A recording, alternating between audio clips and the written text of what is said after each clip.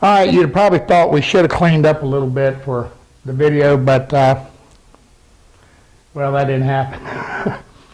This is a refrigerated air dryer, and simply put, what you're going to see is the air is coming through the wall down here, right here,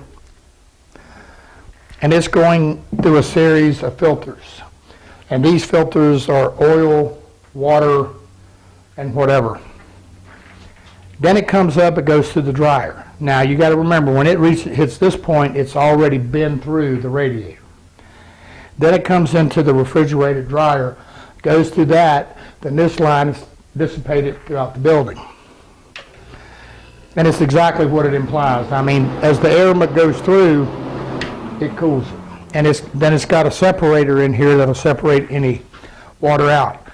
I will tell you this, with that copper pipe running, we got probably what, 15, 20 feet out there ran, going down the back. So we got about, do I have that much? Hold on. So okay, I've got about 40 feet or so of copper pipe. And I'm gonna tell you, we don't turn this thing on a whole lot, because even when we do, we don't get squat. We get the moisture will show up in these filters. Excuse me, so that tells me that copper radiator really does a good job. Many, many years ago, I had a body shop. And now again, we're not talking you in your home or your garage where you're not using that much air. But there's a lot of guys who will be watching this who do this professionally. We went out and I went to Lowe's and got a coil. You've seen that copper in a coil? I went out and I took a 5-gallon bucket and I had that coil going through it, and I would fill it with water. The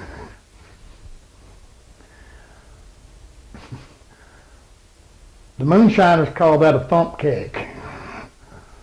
That's what I've read, that's what I've heard, and that's where the vapor that comes off the still, and it goes through the worm, which is the copper, and as it goes through, that's why they have to have so much water, because that stuff it's steam. I mean, it's hot, and they keep cold water running through the thump keg to condense it into a liquid.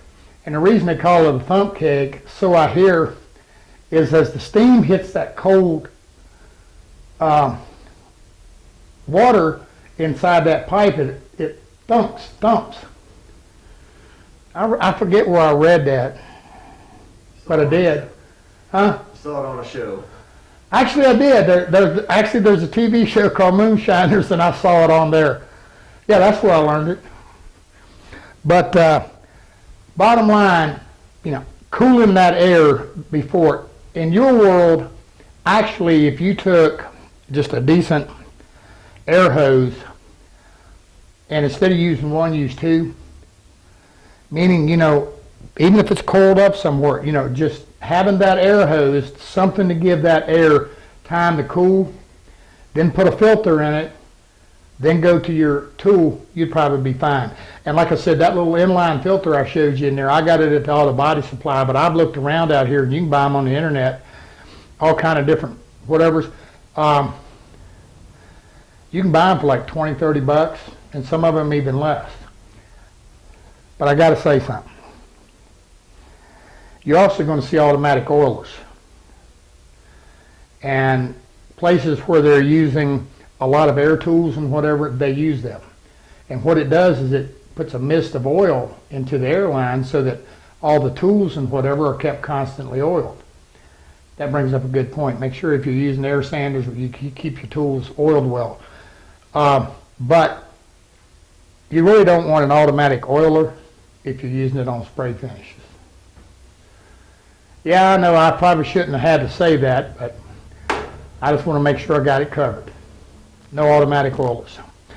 All right, that's pretty much air compressors. And throughout this whole series, you're going to see me using compressed air a lot. Again, just for blowing off things and whatever. So, if you've got a turbine system, you don't need a great big air compressor.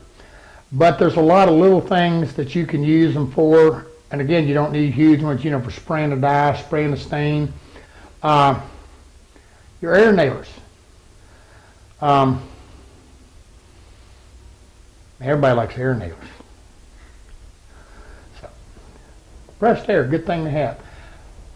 I got to say this also. You know, if you're using an air nailer and these kind of things, the moisture we were talking about, again, if you're running hard, you're running hard, that's where you will get the most amount of moisture.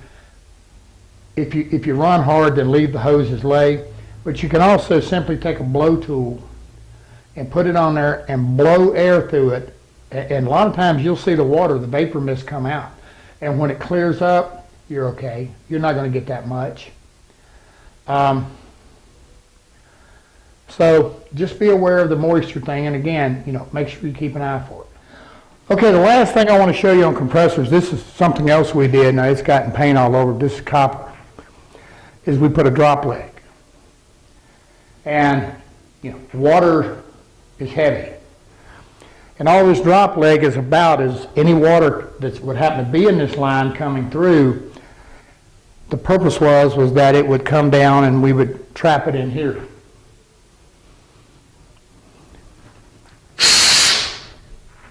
We ain't never got the first drop.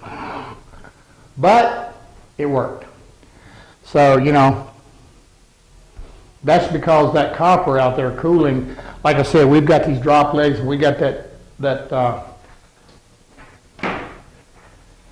we've got the refrigerated dryer, but we just not getting moisture. And that simply has to do with just the fact we ran that little bit of copper and we're cooling that air before it hits filters. Something to think about. That's compressed air. Something I was just informed.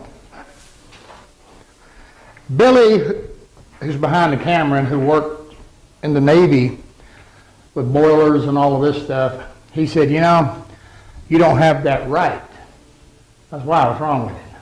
He said, well, he said, you want to create what's called a steam trap.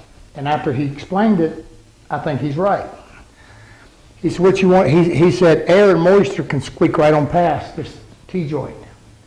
He said, what you want to do is, he said, you want to create a U in here of some sort, and then put this here. He said, you got to make it turn. Makes sense to me, because the velocity of air coming through here, if it hits a U, it hits something, stops, the moisture being heavier, and that's going to help trap it better. That makes a lot of sense. The other thing I forgot to mention, air blowers. If you don't know, let me be the first to tell you. You never put these against your skin. You never play with these. You never walk up and bump somebody and pull the trigger on one of these. These things can inject air into a vein pretty quick. And just in case you don't know, that's not a real good thing to do. It can kill you graveyard dead. Don't play with air nozzles. All right, now we're done with air compressors. Compressed air.